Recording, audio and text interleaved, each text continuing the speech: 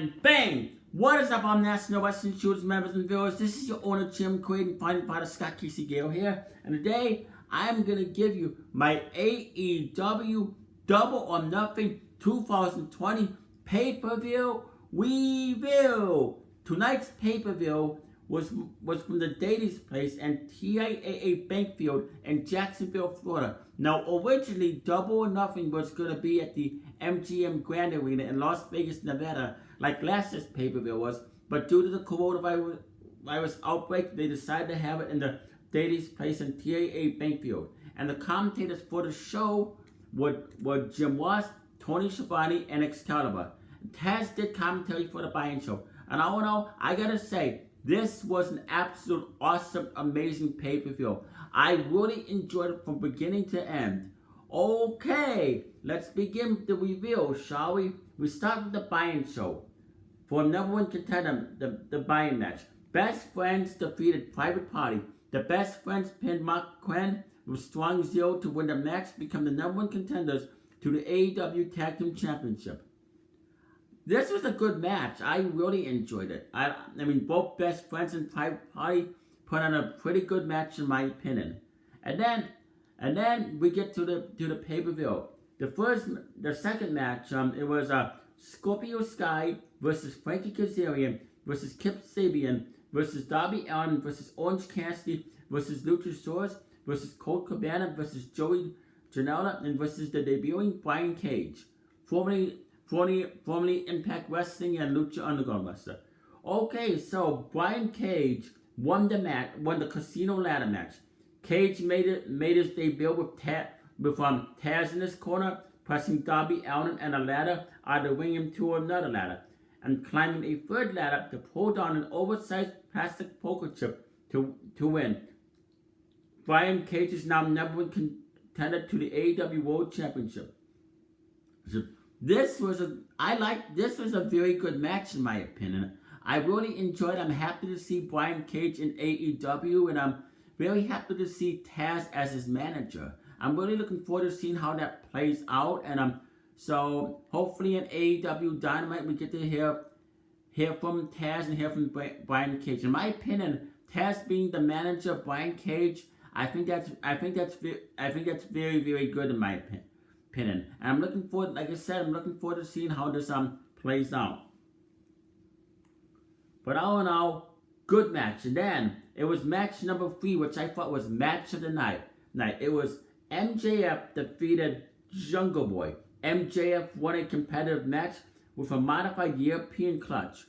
Like I said, great match. I mean, both MJF, my favorite wrestler in AEW, and Jungle Boy, they really showed me something tonight. I mean, I've said this many times about MJF. He is the best heel in AEW and the best heel in wrestling in general. And he is great on the mic, and he is a great wrestler. So yeah, I really enjoyed this match. And then it was a TNT Championship Tournament final. Cody Rhodes defeated Lance Archer. Mike Tyson was in attendance to present the TNT Championship to the winner and sat at ringside through the match. Arn Anderson was ejected for cheating behind the referee's back, which also got Jake the Snake Roberts toss. Jake returned for Snake, but Mike Tyson stepped in, threatened him away, and took off his shirt. Cody countered the blackout with Crossroads to win the match and become the first TNT Championship. Note the belt isn't finished yet. This was a good match in my opinion. I liked it. The TNT Championship isn't finished yet. Honestly, I'm not too crazy about the design of the TNT Championship, but the only reason why it looks the way it is because it's not finished. So hopefully when it is finished, it looks awesome, and I have faith in it. But I don't know, good match. Now I was hoping that Lance Archer was gonna win, but I kind of had a hunch that Cody Rhodes was gonna win. But it is what it is. But Lance Archer did not get buried. Him and Cody Rhodes, like I said, put on a good match. And Lance Archer, Cody Rhodes actually made Lance Archer a star. But he's been a star way before he was in AEW. So yeah, they both put on a good match. match. And then match number 5, Chris Statlander defeated Penelope Ford with the Big Bang Theory. Ford was a replacement for the injured Dr. Britt Baker. This match was surprisingly good. I actually enjoyed this match. I mean, both Chris Statlander and Penelope Ford, they actually showed me something in this match. It was surprisingly good, and because I said many times before that the AEW's women's division needs a lot of work, and they still do, but they're starting to show a little bit more improvement. Unlike WWE's women's division, AEW's women's division is actually starting to improve in a way. But it still needs a lot of work. But all in all, good match between Chris Statlander and Penelope Ford. And then there was match number 6. Dustin Rhodes defeated Shawn Spears at the Final Reckoning. This was a pretty decent match in my opinion. It started where Shawn Spears came up talking trash about Dustin Rhodes, saying that he's not gonna show, and all of a sudden he did. And then he like beat the hell out of Shawn Spears, stripped him down to his boxers, and even put and damn near stripped him naked. We actually did see Shawn Spears' ass, which I didn't care to see, but all in all, decent match. And then after that, it was announced that the next AEW pay-per-view will be out on September 5th. So I'm really looking forward to that. And then it was match number 7. No disqualification, no countout match for the AEW Women's Championship. Hikaru Shida defeated the Nyla Rose. Shida won a violent match for winning knee strike, becoming the new AEW Women's Champion. I actually like this match. Now, I thought this was going to be a decent match, but it ended up being a pretty good match. And congratulations to Hikaru Shida on becoming the 3rd AEW Women's Champion. Now, I wasn't too big on Nyla Rose being the AEW Women's Champion because, you know, she is really a man, and she is pretty dangerous, in the ring. But all in all, congratulations to Hikaru Shida on winning the AEW Women's Championship. In my opinion, the white woman won.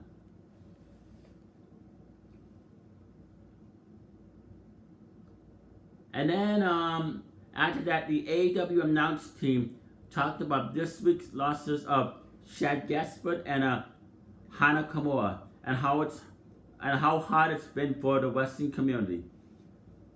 And yes, it's been a sad week for the wrestling community because we did lose Shad Gaspard and Hana Kimura. I mean, Shad Gaspard sacrificed himself to save his son's life, which in my opinion, he is a hero. And I'm gonna say it once again, rest in peace to Shad Gaspard, but for sacrificed his life to save his son. And rest in peace to Hana Kimura. It is really sad she ended up committing suicide doing the cyberbullying, which is very sad. My thoughts and prayers are with the families of Hana Kimura. I mean, it's really sad, and to me, the people that bullied her online should absolutely be ashamed of themselves. And those cyberbullies can rot in hell for our right here. But I'm gonna say once again, rest in peace to Shad Gaspard, and thoughts and prayers are with his family, and rest in peace to Hana Kimura. My thoughts and prayers are also with your family. So then after that, it was match number 8. It was a co-main event, AEW World Championship match. Jon Moxley defeated the Exalted One, Mr. Brody Lee. Moxley hit the paradigm shift as well as a paradigm shift through the stage, but wasn't able to pin him. Instead, Moxley made Lee pass out with a rear naked choke.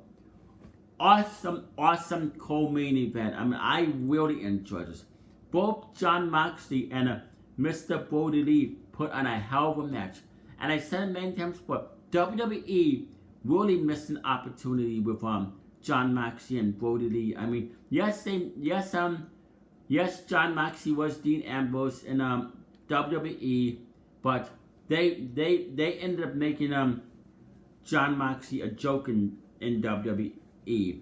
as well as Mr. Brody Lee. So thank you to AEW for finally letting John Moxley and Mr. Brody Lee beat themselves. They proved that they belong in the main event. And I've said many times before, I am a huge fan of John Moxley as well. And to me, he is the AEW version of Stone Cold Steve Austin, in my opinion. And I'm really liking what they're doing with Mr. Brody Lee. But in my opinion, I think, I do like the Dark Order, but I think it's time that Mr. Brody Lee ends up being on his own. I could see that happening in the future. But I don't know. Awesome co-main event.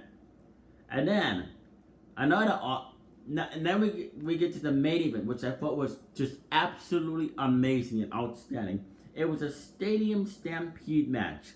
The Elite defeated the Inner Circle. This match included and it was on a football field.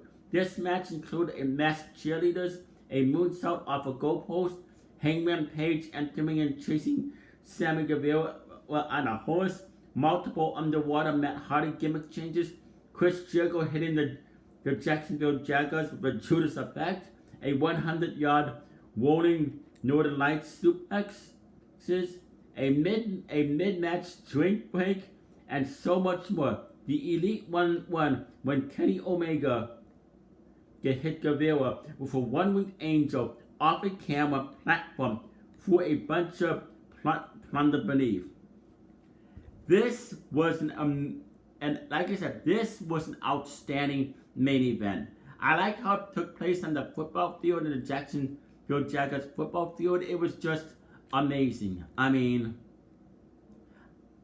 it was hilarious and amazing. Now, it was kind of a little bit corny seeing the Inner Circle come out in football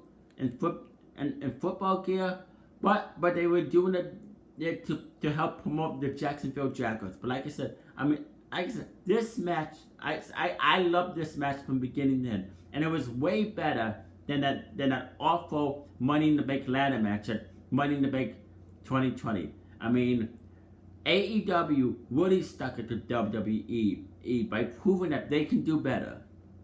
I mean, and Tony Schiavone was hilarious on commentary. I mean, you can tell that he was having fun just the way he was commentating. In my opinion, he was doing a better job than Jim Ross and Excalibur. I mean, just check this match out and listen to Tony Schiavone's commentary, and you can tell. I mean, he really helped sell this match on comedy. You can tell he had a whole lot of passion. So, like I said, great main event, and I actually would rate this pay-per-view a solid 10 out of 10, 5 stars, 2 thumbs up, and the 8 plus. I really enjoyed this. Actually, I'm gonna rate it a solid 8 out of 10. But I don't know, great pay-per-view, very well put together, definitely worth $50. I mean, I enjoyed this from beginning to end, especially in the end. I had a huge smile on my face. And thank you, AEW, for putting on another solid pay-per-view. This pay-per-view is just as good as last year's AEW Double or Nothing. Anyway, comment down below in the comment section. Tell me what you thought about the AEW Double or Nothing, and what did you like, and what was your favorite part of the show. Anyway, you stay classy, live long and prosper. Peace out, and I must bid you adieu, good night and goodbye, and bang! And in the words of the catcher said, bang bang. Peace out, everybody.